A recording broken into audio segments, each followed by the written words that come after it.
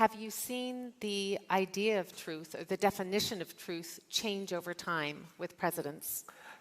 Oh, wow. I mean, they easier to describe the creation of the universe. We only have 20 minutes. Yes, right. Good. I mean, each president is different. They have their strengths. They have their weaknesses. I've I wrote 3 books on Trump. Did these interviews. I want to spend a moment on what he agreed to do to be interviewed the last year of his presidency, and the agreement was. Lindsey Graham, his supporter, South Carolina senator, convinced Trump that I would not put words in his mouth, which I would not and did not.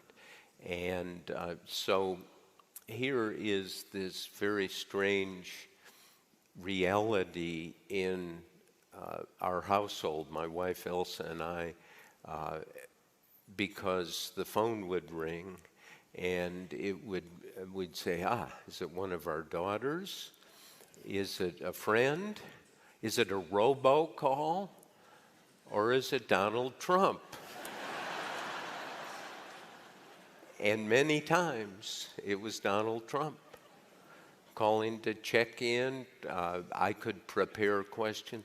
But if this is 8 hours and it's a thick book, or it's 8 hours or more with my commentary, if you listen to it, what does it show? What's the bottom line?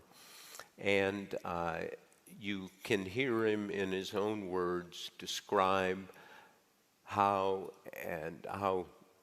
various aides he had, like National Security Advisor Robert O'Brien, going to Trump on January 28, 2020. That's before the coronavirus is in the United States. There's one case at that time. And O'Brien said at the president's daily brief, most top secret meeting in Washington, the virus is going to turn out to be the biggest national security threat to your presidency. His deputy, Matt Pottinger, who'd been a reporter for the Wall Street Journal in China for 7 years, described for the president his contacts in China saying that the virus is coming. It's going to be like the 1918 pandemic, Spanish flu pandemic in this country that killed over 600,000 people. Trump ignored it.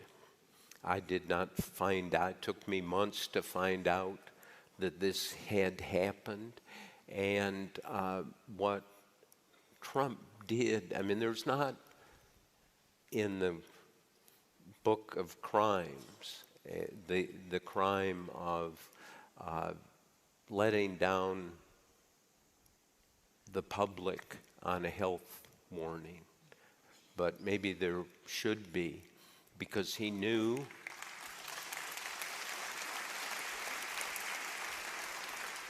he covered it up. He lied to the public. He lied to me repeatedly. I mean, just one example. So 6 months later, it's July 2020. The election is 4 months away. And I call him and I said, well, things are pretty bad, aren't they? And Trump says, what do you mean? I said, well, the virus. He said, I mean, you can hear him. It's under control.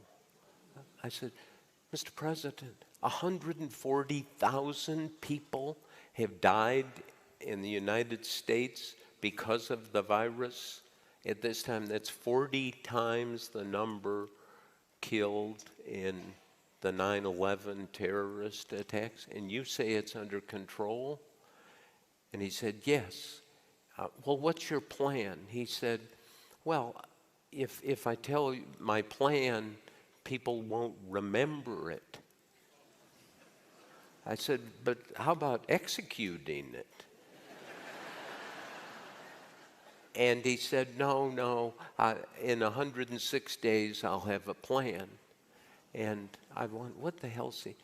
106 days was the election day. All he cared about was the election. It is my conclusion, and from the evidence from his own voice, that he does not understand the presidency and the responsibility that come with it. I once asked him, what's the job of the president? He said, to protect the people. Didn't come close.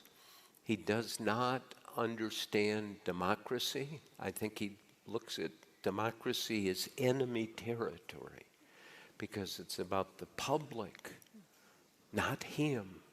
The only thing he's interested in is him.